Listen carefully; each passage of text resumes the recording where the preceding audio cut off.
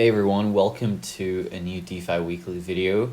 In today's video, we talk about how the YFI ETH vaults work. Oh, oops. Wait. Yeah, vaults work. Cool. So for those of you that don't know, at a very high level, YFI is basically a yield optimizer.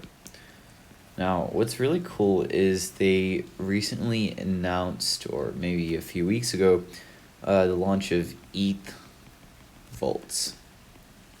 So, historically, the problem with yETH is that if you want to lend it, you basically get sub 1% interest rates, right?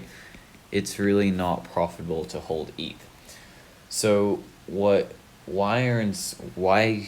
yETH vaults does, or yETH token, is a way to make earning interest on yETH actually profitable or worth your money.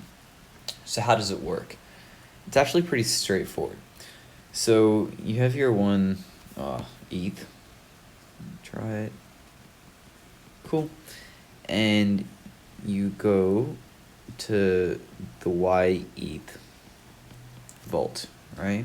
So you deposit it here, and in return you get kind of a receipt token called yETH, right? Which acknowledges your share in this yETH vault.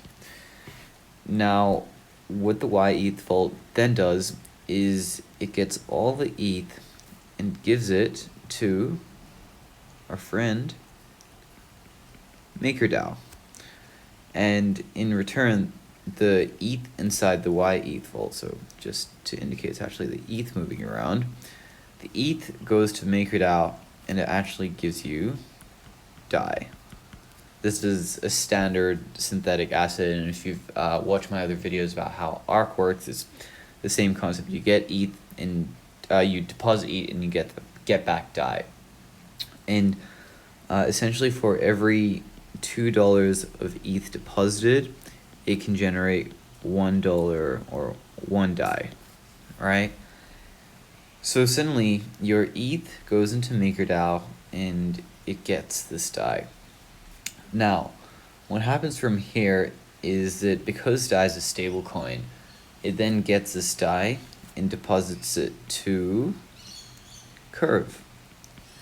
And in return, because it deposits inside one of Curve's Y pool, you get the Y Curve token, which is an index of many stable coins. Now, the cool thing is that because you have Y Curve is basically being another stablecoin or an index of stablecoins, and it's supported by the Curve ecosystem, you can then get this. Let me just make this a circle to make it more clear that this is a coin and not a system. Because you have this Y Curve token, you can actually then go to the Curve DAO, and in return, you will be earning essentially Curve tokens by participating in governance. And this Curve token, which you essentially are farming, gets sold for ETH. That's it. So I know if you look at this, it's a massive chain of events, but you've got your ETH, you give it to the yETH vault, the yETH vault gets the ETH, gives it to MakerDAO, and MakerDAO generates DAI for you. You get the DAI, put it inside Curve to get Y Curve, which is an index of many stable coins. You get the Y Curve, put it in Curve DAO to get the Curve token, which then gets actively sold for ETH. Now, the one risk is that what happens if the price of ETH actually goes down? Now, if the price of ETH goes down, what these smart contracts, which manage all of this, is they actually will unwind the entire position. So it will go to curve, and it'll get back the Y curve token, and it'll get the Y curve token and sell all the stable coins back to DAI. And once it gets to DAI, it repays it back to MakerDAO, and therefore prevents you from getting liquidated. But you might be thinking, what happens if the fees are really large?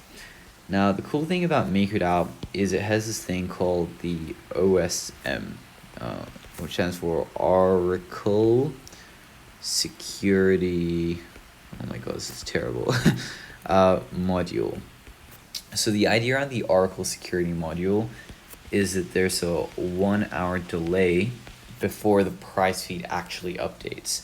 So if the price of ETH is, say, 200 and it drops to 150, this will actually take 1 hour to execute before it goes live. So that means that the smart contracts have time to figure out what they want to do. And if the network does get really congested for a bit, you can actually submit the right transaction to unwind this entire thing to prevent getting liquidated. So the system is pretty elegant, to be honest. But it hasn't been tested for that long, and there could be a lot of risks that are still present in this. So once again, don't put more than you can lose, and be super cautious, especially because a lot of the wired community is moving really fast, and some things haven't been around for a while. But that being said, if you have ETH and you're willing to be a bit risky with it, you can actually earn pretty decent yields, because you're earning the yield from the DAI and you're earning the yield from the curve tokens which are being sold. So yeah, hope this was helpful, and if you have any other requests, do let me know in the comments below. Yeah, catch you around, guys.